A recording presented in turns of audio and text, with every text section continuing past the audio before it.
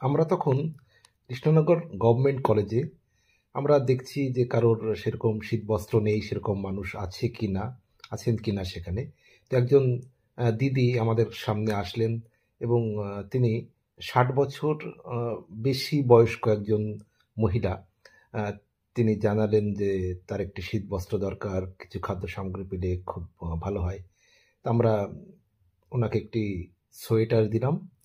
সোয়েটারটি উনি গায়ে দিয়ে খুব পছন্দ করলেন এবং আমাদের কাছে যে টিফিন ছিল খাদ্য সামগ্রী, সেই খাদ্য সামগ্রী এবং একটি জলের বোতল আমরা ওনাকে দিলাম। উনি খুবই খুশি।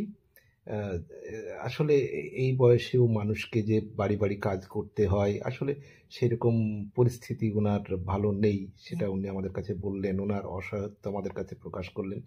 আপনারাও বন্ধুরা যে যতটুকু পারবেন চেষ্টা করবেন মানুষের একটু পাশে দাঁড়ানোর এই সময়ে।